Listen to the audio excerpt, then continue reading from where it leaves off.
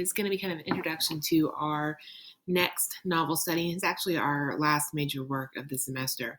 We're going to be looking at One Foot in Eden by Ron Rash. It's a fairly recent novel, 2002. Picked this to end our semester with because it hits on quite a few of the themes and styles that we've been looking at all semester. Ron Rash is a Southern Gothic writer. Some of you are familiar with his work if you chose his short story, The Ascent, back at the beginning of the semester. He writes with really vivid imagery, a very clear style. Book is going to be about relationships, both family and romantic relationships, which is kind of what we saw in Frankenstein. And it's going to really pull on weather and natural elements, which is something else that we've seen throughout the major works that we've been looking at this semester. So in this video, I'm going to talk a little bit about Ron Rash himself, a little bit about his biography, his style, and then go into some of the elements of this novel. Cohort A people got their books yesterday, or should have gotten their books yesterday. If you didn't, you can get them tomorrow. Cohort B people, your books are stacked up in the front of my room, and you can go ahead and grab your copy. Your name is already in them. So looking through this is a PowerPoint. I'm just going to kind of talk through some of this with you. This is Ron Rash here, y'all. I am obsessed with Ron Rash. I absolutely adore his work. He's won numerous awards, including the PEN Award. He's a Faulkner finalist. New York bestseller with Serena, Above the Waterfall. He's written other books like The Cove, Saints at the River, The World Made Straight. A couple of these are on the independent reading list for the spring. Serena is, y'all, it's brilliant. The main character, the Serena character, is one of the most fascinating, terrifying characters I've ever read. She's absolutely incredible. The Cove is also a brilliant piece of writing. I included Saints at the River on our independent reading list. If you're interested in environmental concerns, even maybe some ethical issues with the environment, that book might be of interest to you. But all of his stories, all of his short stories, all of his novels are absolutely beautifully constructed, beautifully written. Like I said, he's won several awards, even including the O. Henry Prize, which is another big writing award. So he's from South Carolina. He's actually from Chester. Parents both worked in textile mills. He kind of just salt of the earth, blue collar family, hard worker. His family moved back to Western North Carolina when he was a kid, and this is where most of his stories are set, in the Carolinas. He ended up going to Gardner-Webb University, where his father was a professor, and studied there. He teaches now at Western North Carolina. So if you're interested in Western North Carolina, you can go and you can study with Ron Rash. I think it's interesting. He said in an interview for the South Carolina Review, "I don't like living in cities." And I think you're going to notice most of his writing, whether it's poetry, short fiction, his longer form fiction like novels, everything is set in the rural Southern kind of setting.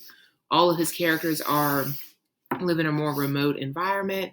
These tend to be people who are very much connected to their Southern culture, Southern heritage. And there is just this really clear sense of Southern self in all of his writing.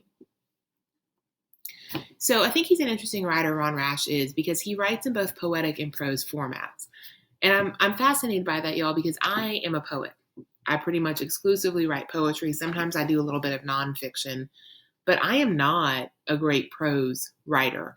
And I know very few writers who cross both genres really well. People tend to focus on one or the other. But Ron Rash does. I adore his fiction. I think it is emotionally challenging. It is always very well developed. It is well written. And his poetry is hauntingly beautiful. We'll look at some of his work as we study the novel. It's interesting when you hear him talk, though, about his style and how he goes about writing. He says when he writes one, he can't write the other. So these two kind of forms, these two kind of styles come to him in very different ways. And when he's working in a kind of a poetry style, he'll stay in that style for some time. And if he's not writing that, he'll be writing prose. So for him, it's like almost like an on-off switch when he's writing these different forms, which I think is really cool. When I've heard him speak, and he's a fascinating reader. He has this very, very clear, defined accent. I'll play a clip for you guys of him reading a poem, but you hear him, he doesn't sound like anybody else. I remember being at a reading with a couple of students several years ago, and we were waiting for the reading to start, and they're kind of looking around and like, well, is he here? And I was like, yeah, it's that guy right over there. And he was just in button down and some blue jeans. And the students I was with were like, really? They'd read several of his pieces, which tend to be kind of larger than life and very dark, tend to have a lot of haunting elements. And he's just this very kind of simple, plain dressed, easygoing guy. So I always like hearing him read, just because what he reads is always in such contrast to how he looks. But he has a very vivid imagination. And he talks about when he is starting a piece, whether it is a poem, a short story, or a novel, he always starts with an image in mind. So one of his recent books, The Risen, he talks about it's a mound of leaves by a creek. And he just knew when he saw that there was a body in those leaves. And that's how he came to write the entire novel. When he talks about One Foot in Eden, he said he started with a similar image, a young farmer standing in a field of dying crops.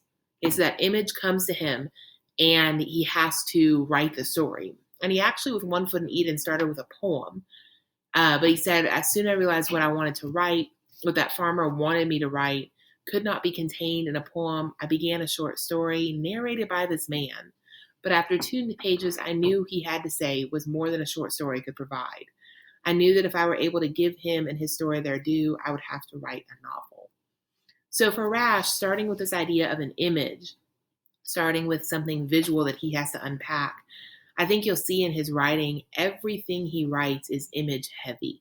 Everything he writes is extremely visual.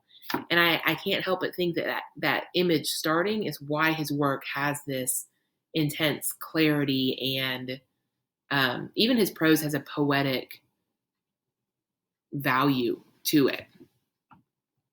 So a few influences on Ron Rash. He is certainly influenced by regionalism. Again, regional literature is fiction or poetry that focuses on the characters, the customs, topography, geography of a specific region. And in this case, it's the South. And specifically, y'all, North and South Carolina. Everything I've read from Ron Rash has been set in kind of those areas.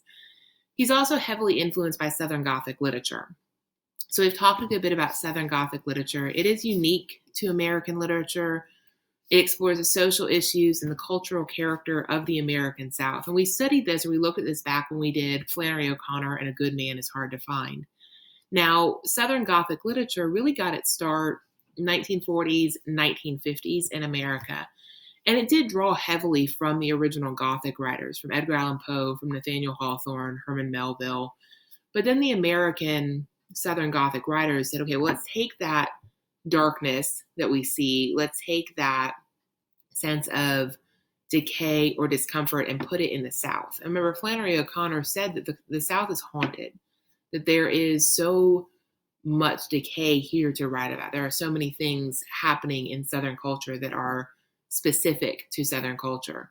So the new Southern Gothic movement has really been in the last 15 to 20 years, where authors are returning to this sense of regional kind of discussion, of looking at the South as its own entity, as its own culture, and again, kind of refocusing on the dialects, the customs, the culture, the socio-political issues that tend to be present in the South.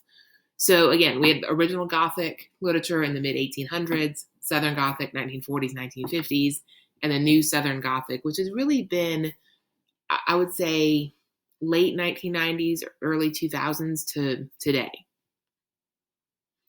Southern Gothic literature, whether it's original Southern Gothic or new Southern Gothic, is always going to contain these elements. It has to be set in the South, y'all. It's in the title, okay? It's got to be in a Southern area. There is going to be a sense of irony here. If you read The Ascent by Ron Rash, you know the irony that Jared is, the little boy in the story, is looking for family, but the only family he finds are 2 people who are already deceased. And this ironic twist on how Jared sees family and how he actually gets more from the dead people in the airplane than he did his own biological parents. In the Southern Gothic tradition, there's always a focus on the grotesque. I think about this as that element in society or in literature, in art, that we are both intrigued and disturbed by. It's kind of like that car accident that when you drive by, you know you shouldn't look at, but you can't help it. And the Southern Gothic tradition is going to play on that concept of the grotesque, that thing, that element that both draws us in and repels us. Southern Gothic literature, especially in the new Southern Gothic movement, is going to focus on social issues, problems that are specific to that region or to Southern culture. And unfortunately, Southern Gothic literature almost always includes an element of violence. Okay, we saw that in A Good Man is Hard to Find, and you're going to see that here again in One Foot in Eden. Ron Rash does not use violence in a glorifying way. He's not glorifying the violence, but the violence becomes a vehicle in the story that allows him to tell the narrative and establish the themes that he's trying to establish in the story. There's also going to be an element of decay or destruction in almost every Southern Gothic story, as well as fear and distrust, not just of the characters, but of authority as well. So you're going to see in One Foot in Eden, we're going to start with the narrative from the High Sheriff, and then we're going to switch into other narratives. None of these main characters trust each other. They don't trust the sheriff. They don't trust the deputy. There is this constant sense of betrayal happening within the novel. And again, that's pretty typical of Southern Gothic writing. I liked this quote from Ron Rash. He said, "It's a hard place this world can be. No wonder a baby cries coming to it, tears from the start." And so for Ron Rash, for him to write pieces that are really can be very dark, y'all, and haunting, he's not that kind of person. So again, I want you to remember as we look at literature, as we move forward with literature, that authors are creating. They create these characters in these worlds, and it's not always indicative of who they are as a person. So there are going to be some disturbing elements in One Foot in Eden. I don't want you to think that that's a reflection on Ron Rash himself. It's a narrative. It's storytelling. Now, I did mention that he does use violence, as most Southern Gothic writers do. And again, I want you to remember that it's not about thrilling. This is not horror writing, okay? Horror writing does use gratuitous violence. Horror writing does call on violence as a way to thrill the reader. The violence in this story, like I said, is a vehicle that it's used to help move the plot, to establish character. And he says here to reveal character. It reveals the mask of that person. We see who he or she really is when that mask is dropped. I see almost all of my characters as doing the best they can with what they've been dealt. I'm not a cynical or nihilistic writer. And I think that's very true, that even in novels like Serena, if you pick Serena for your independent reading list or independent reading book, it's extremely violent. There is a lot of violence and mayhem in that book, but none of it is gratuitous. None of it is unnecessary to the plot development or the character development. Serena, that title character, is a violent person, but her violence is explained in such a way, shown in such a way that it's essential to understanding who she is. And the same kind of thing is going to happen here in One Foot in Eden, especially with our character of Billy. He does some violent things, but instead of looking at him as a violent person, instead of kind of writing him off as a criminal or a dangerous person, let's look beyond the violence as to why he does the things he does. And that's what Rash is doing with the violence. He's asking us to consider people's motives and the rationalization that people use when they do violent things, and what those behaviors reveal about their character, about who they are. So we are going to see violent things here, but again, they're not meant to be offensive or scary. They're meant to reveal character. So common things we're going to see in Ron Rash's work, and this is typical of his poetry, his short fiction, his longer fiction. Every one of his pieces, I mean, y'all, I don't care about genre, deals with nature. Okay, he grounds his work in nature, in part because he is that regional writer, that Southern Gothic writer, and we do have elements of our Southern culture or Southern nature that is so specific to our region that by using nature, he can help establish his Southern setting. but he's also going to use nature to comment on character, thematic development. He's going to use nature in a sense of like for imagery, simile, or for metaphor. In his poetry, he's often building similes off of nature. So every piece he uses nature. He's often going to look at the cost of progress. So here in One Foot in Eden, we are in the Lake Jocassee area, which if you know anything about Lake Jocassee, it's a man-made lake that was flooded by Duke Power. It was a region, they bought up all the houses, they bought up all the land, and they flooded it. And, Ron Rash is going to be, he sets the novel right at the cusp of that, where they're getting ready to flood the valley. And this question of, okay, we need the power, we need that development, but what's going to get lost as we chase that development? There's whole areas that get wiped out, regions, towns, cultures that get wiped out in this pursuit of progress. He's going to write characters who deal with poverty, in part because he uses their struggles to reveal character, like we see in The Ascent, the short story at the beginning of the year. Often he writes very quiet men and very strong women. So here in our novel, we have Amy, who makes some really difficult choices and some controversial choices. We'll talk about her choices as we read the book. And then we have Billy, who is very quiet. He's very reserved, but can also be very violent. So this is not an uncommon juxtaposition in Rash's work. He often writes young deaths, people who die before their time, interpretations of family. Okay, so family, again, we've talked about this all year. Family isn't necessarily the people you're born with. Sometimes it's not necessarily blood related. It's the people you choose to surround yourselves with. If we look at Henry Clerval and Victor Frankenstein, they're not blood related, but they are family. Okay, so in this novel, family and the interpretation of it, especially the parent-child relationship, is really interesting. He's going to use themes of hardship and unexpected beauty as well.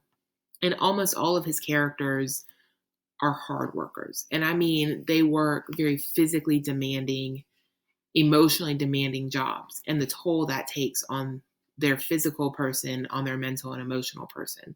So again, these are things that we see in almost all of Rash's work. His style, I think you're going to see, we're going to read this quickly, y'all, and I have a few people I think who are concerned about that. I'm giving you the book now. I'm going to ask you to have it read by next Wednesday. I'm building you in reading time, especially towards the end, like, Wednesday, Thursday, maybe even some on Friday. I'm not sure when I'm going to be back in person with y'all, hopefully pretty quickly. But I want to build you in some writing or some reading time. But I think you'll see once you get into the book, once you start reading, it reads really quickly, y'all. It is very dynamic. It is a fascinating story. The first bit, the High Sheriff, is a little bit, you're kind of on unfamiliar ground, getting into it, trying to figure out what's happening. So if you can give the High Sheriff just a few pages, kind of start to get the lay of the land for the novel, especially once you get into Amy and Billy's narration, y'all, it is so good. So he writes this really pared down, fast-moving prose that just kind of propels us through the story. I read One Foot in Eden, this was years ago, but I read it, I think, in a matter of a couple hours. And I remember I was not able to stop. I had to figure out what happened. I had to see how all of this got resolved. And I remember finishing the book. It was really late on a school night, finishing the book and being so discomforted by the ending that I threw the book across the room. It was I had a physical reaction to it, and it's a powerful, powerful narrative. So when we look at Rash's writing, again, it's very pared down, it's very sparse, it's very fast moving, but that doesn't mean there isn't weight to it or beauty to it. There's this piece from a short story that he writes about a woman's grief for her stillborn child. And he wrote, "She knows that only 2 people remember that child, and that now even she has trouble recalling what he looked like. And the same must be true of her former husband, Richard. She knows there is not a single soul on earth who can tell her the color of her son's eyes." And y'all, it's a haunting passage, and it's heartbreaking, and this sense of grief and longing and despair, but it's not heavy-handed. Okay, it's not, oh, she's really sad. She's, upset about her stillborn child. It's poetic. It's absolutely haunting. And I go back to that word often with Rash's style because it is. He often laces his stories with folk wisdom as well. You'll see, again, lots of nature references, like a black snake is killed and draped over a fence as an offering for rain. Anytime you see an owl in a tree, it's a harbinger of death. Ghosts and visions are common in his writing, as they are in a lot of Southern Gothic literature. And then our book uses something called multi-perspectivity. So when we looked at Frankenstein, my brain stopped for a second. When we looked at Frankenstein, we talked about the embedded narrative, so the frame narrative, where you had, Walton's narrative and then Victor Frankenstein's narrative and the creation's narrative, and then we kind of come back out from that. Multi-perspectivity is another form of narrative writing. This means that there are several stories and several narrators in a single text. Multi-narratives originated in theater, drama productions that had like smaller scenes with different people talking, usually using, soliloquies or monologues. And so you'd get these multiple perspectives of what was happening in the play or in the drama.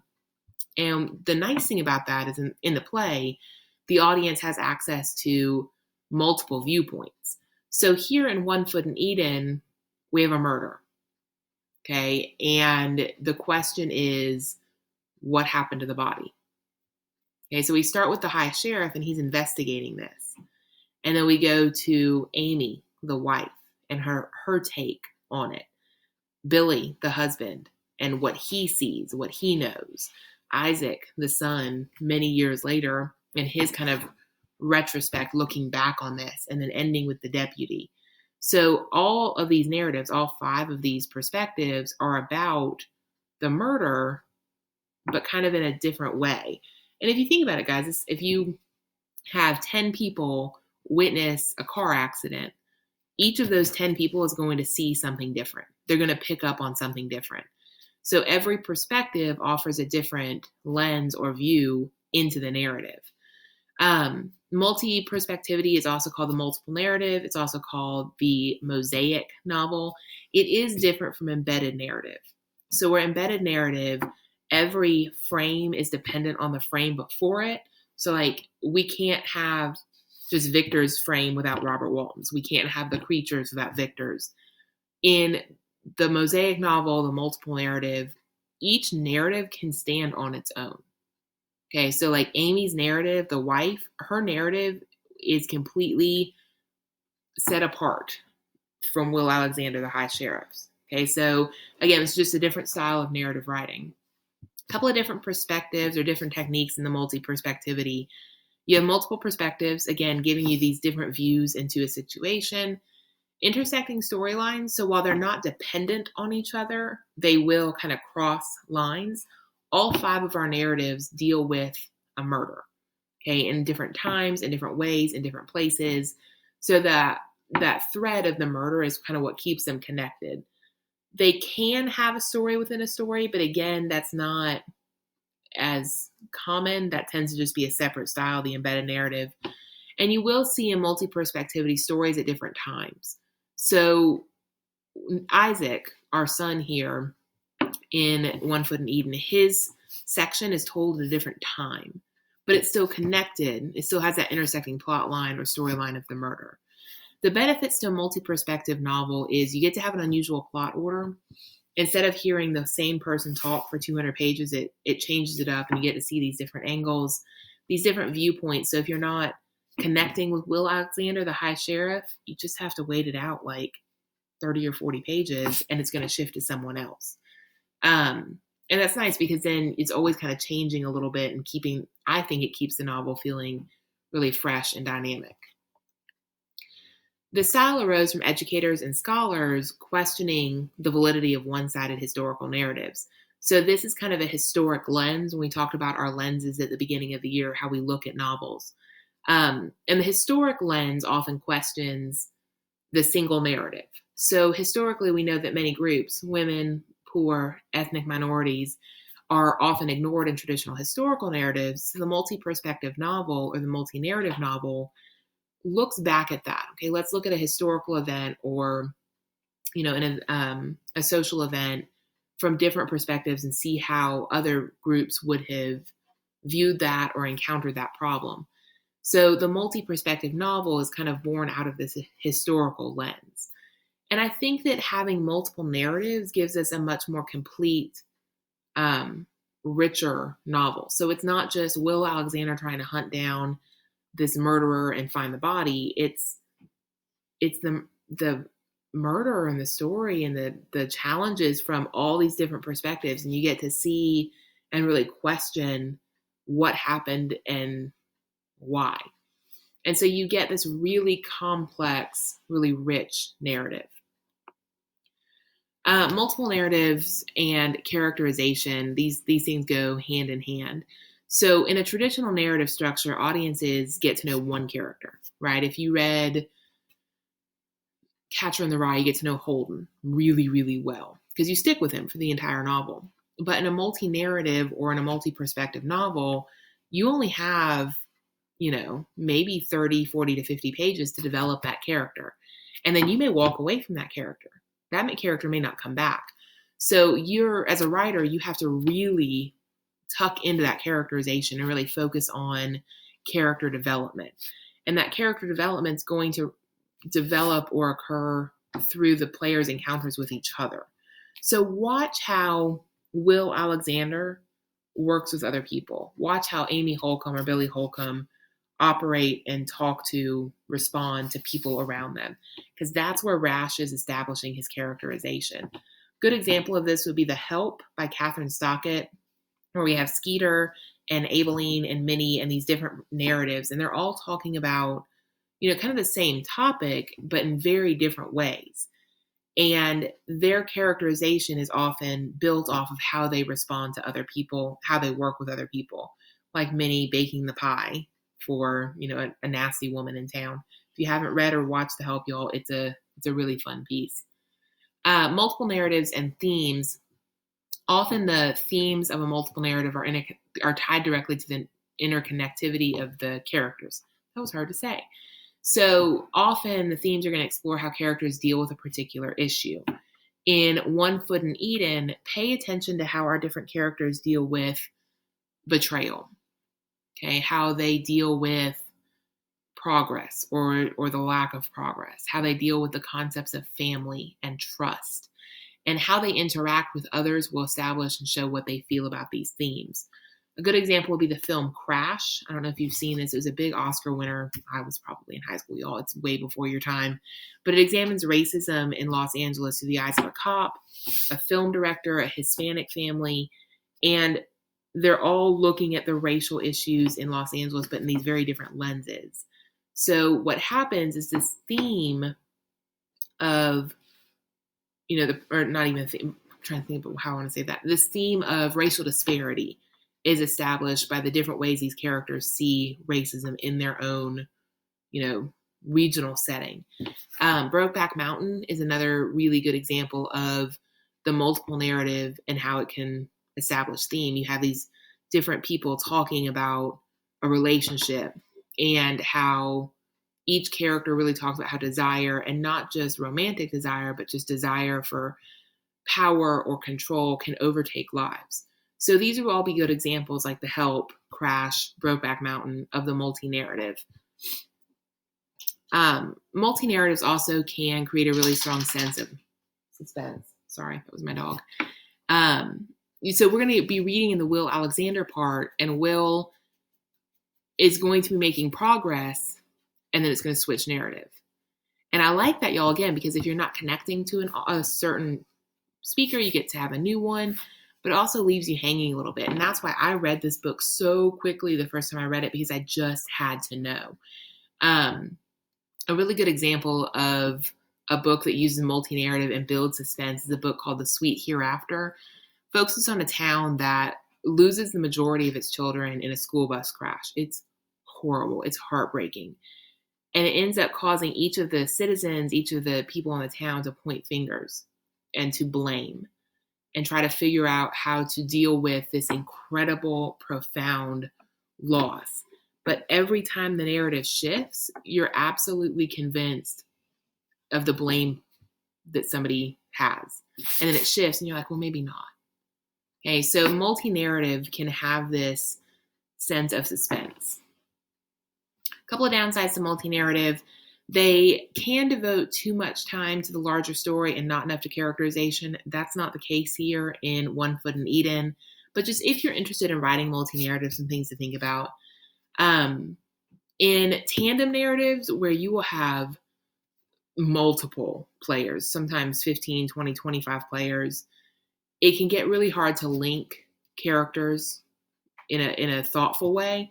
So when that happens and the characters don't get linked to theme and it doesn't develop as well. So if you're interested in multiple narrative, I would say try to limit it to, I would say no more than 6 or 7 key players, because otherwise it gets really hard to write it all. And then really effective multiple narratives feature unique, interesting, smaller stories that are present in the larger sense. So like Will Alexander, our high sheriff, is going to have his own stuff going on. Okay.